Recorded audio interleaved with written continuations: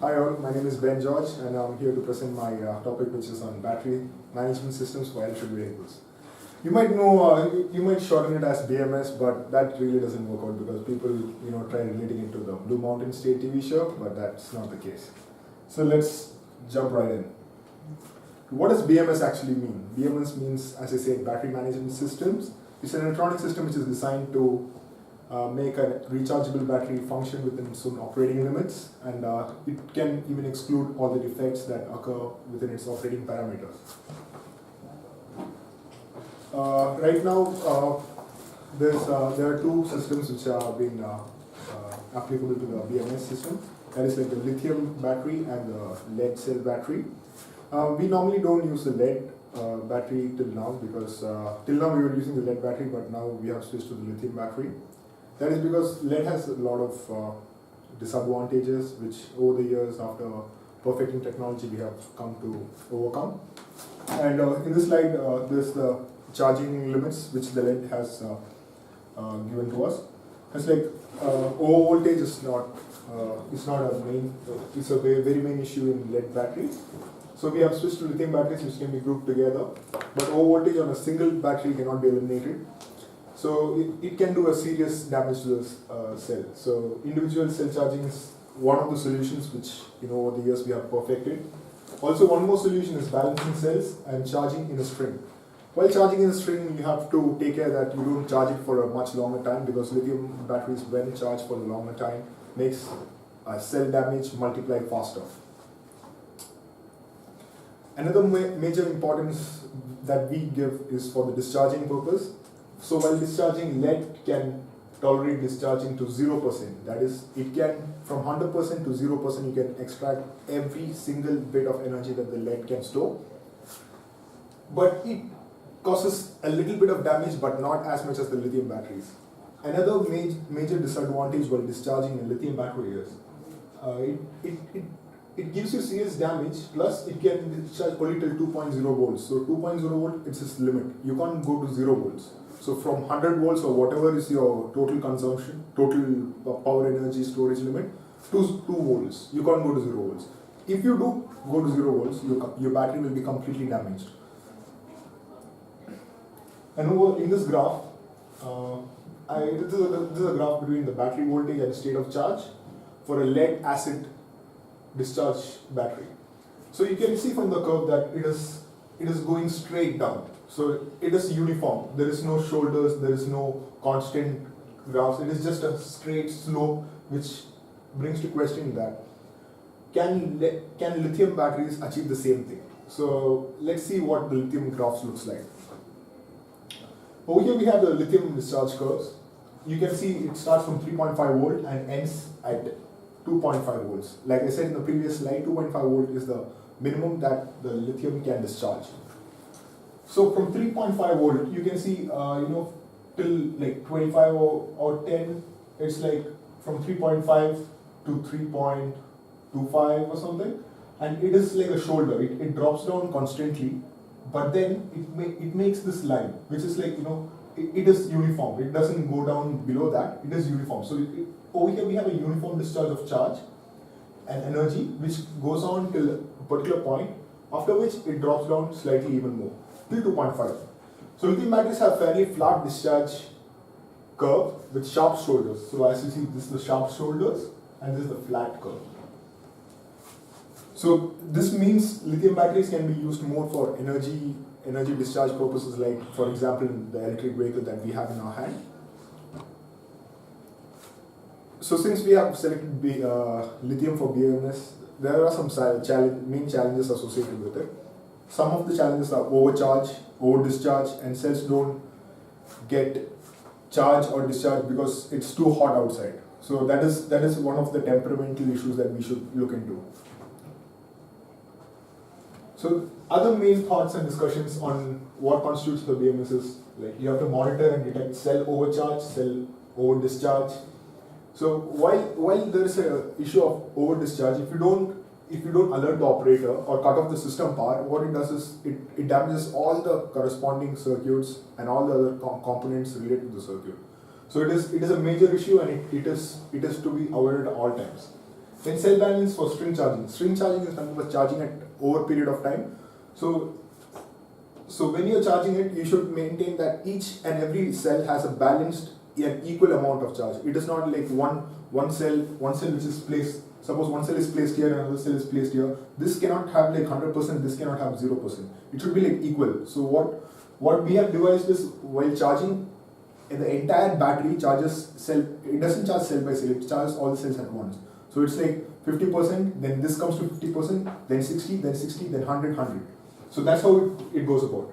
Then another important thing is your temperature monitoring. If you don't monitor your temperatures from the outside, it is a highly risky issue, because you never know what is going to happen. Like if there is moisture in the air and you're charging your battery, the moisture present in the air will indirectly give you a lot of issues. So remaining state of charge determination. Another is the remaining state of charge. That is what charge is left in the cell and what can be used and reused. So right now, in our current scenario, in our current technological scenario, the same tech available for laptops and mobiles cannot be used. But if it is made to use in an electrical system, electrical vehicle that is, it will run perfectly. But the point is, it cannot be used because of the high amount of charge that the electrical vehicle requires to run on, and high voltages and high currents make it truly difficult, and it's a very difficult task. So it's not been played yet. So other main factors which come into play while discussing the electrical vehicles are cell voltage measurement, battery states estimation. Battery states are divided into three categories, which I will discuss in the next slides, and rate of charge or discharge, battery equalization, and fault diagnosis. The most important of all this is battery equalization and fault diagnosis, because fault diagnosis makes the entire efficiency to go to a whole new different level. So let's jump right into it. Cell voltage measurement. By cell voltage measurement, what we mean is what is the potential difference which is inside the entire circuit. Existence of too many channels. So these two in the slides. These two are what you call like the main disadvantage. I mean the main hurdles that we have to cross in order to measure the cell voltage. So first one is the existence of too many channels, because all the individual cells have to be connected and measured as one. So every cell has a different cell voltage. So this makes it highly difficult to determine what is the net or unified cell voltage. And the potential difference developed in each cell differs, because even though you try to manufacture each and every cell in the manufacturing environment, there is some part which cannot be like you cannot negotiate it. Like how much ever you try, there is that 1% impurity which makes the cell voltage differ from cell to cell. Next is the battery states estimation. Battery states, as I said, there are three battery states. One is the state of charge, which defines the state, like how much charge is left in the cell. It also it depends on like three features. One is the working current, working temperature, and the voltage estimation. So voltage fluctuation is, like I said, because of the impurities present in each cell, and working current is what current is present in the circuit at the point of work, and working temperature is nothing but the temperature or the room temperature under which the work is being done. Next, you see, is the state of health. State of health, on the other hand, is calculated when there is an abuse to the extent of abuse and performance degradation of the batteries. So as fast as you use the batteries, that fast is a degradation. So when you see the state of health, in order to have a longer state of health, it is highly precise and highly advisable and recommended that you use the battery in a normal and constant and uniform piece of weight. The next one is state of function, which is like calculated after calculating state of health and state of charge. The next we have is the rate of discharge. Charging and discharging the battery continuously can reduce the battery life, as we all know it. So you need to charge it and discharge it in a uniform manner. So there has to be a period of gap before you charge it again. It's not like it cannot be like after as soon as you discharge it completely, you cannot just directly put it for charge. You have to leave it for some time so that it gains back its life. Battery life is then directly affected in a higher frequency. Oh yeah, this means when you charge your battery in a higher frequency, what happens is like the cells take lesser time to charge, but then that affects the battery life because the cells get damaged when you get to a higher frequency. Next is battery uniformity and equalization. Battery uniformity is like keeping the voltage of the battery constant, and equalization is cell equalization, not the battery equalization, because each and every cell in the battery has to have a uniform voltage.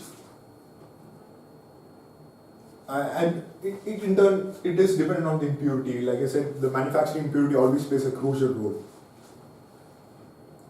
Next is the main thing, which is the fault diagnosis, because without fault diagnosis, any system cannot be considered as a perfect system. The main function of it is to provide battery information about battery aging, unhealthy cells, and most importantly, power drain. So the fault diagnosis system, it actually monitors the entire system and comes up with each and every defect that is there in the system. Be it power drain, be it impurity, anything and everything related to the defects is brought up by the fault diagnosis system. So next is my research design. My proposed design has these four components. One is a self-discharge resistance, charge and discharge resistance, overcharge and discharge, and battery capacity. And these are the locations which you have to keep in mind to understand the diagram which is to follow. So this right here is the battery, which is the C0, and this is the current sensor, which is 0 volt. So this is the voltage measurement, and these are other components which are, when connected in this, gives you the final output that's necessary. Okay, so what is self-discharge resistance? This term is calculated by measuring the resistance which is involved in the electrolysis of water. And I believe that water at high voltage and also leakage occurring at all the battery terminals. So this is measured by calculating the resistance of the function in an open circuit. Next is the charge and discharge resistance, which is the RC and RD. This is calculated with the electrolytic resistance present in the plates. So after calculating that, you get the RC and RD values, which when substituted gives you the required answer. Next is overcharge and over discharge. It is depicted as RC0 and RCD. Next is the battery capacity, which is denoted as CB. The higher the battery capacity, the more better it is. Next is the current sensor. Current sensor is nothing but it senses the current which is flowing through the system, and if it is below the minimum value, it just cuts off the entire system so that there is no defect or any other unwanted things happening to the other components connected to the system. And that is the final view how it is. So in order to test your this thing, I have devised a testing procedure which is carried out in an experimental environment. So this is the experimental diagram to test the battery design that I have proposed. So after completing the experimental values, the values that we got from the experiment were in direct correlation to what was to be expected, and it was on par with the safety and other regulatory measurements that whatever was in play, and therefore we can conclude that this BMS is actually applicable to the current scenario and can be used without any other failure. So this is the final diagram, and our battery can be used. Let's see, yeah, over there. So when you use the proposed battery system over here, it actually increases the efficiency of the entire system as a whole. And this is the new age electrical vehicles, and that's the PowerPoint. And it is very much recommended that you all go and opt for an electrical vehicle, because see, all the fossil fuels are dying and you won't get power. And see, no petrol, no crude oil, what? You're not going to walk, you have to use the electrical systems, guys, come on. So yeah, and finally, it's not happy people who are thankful, it's thankful people who are happy. So yeah, thank you all, have a good day.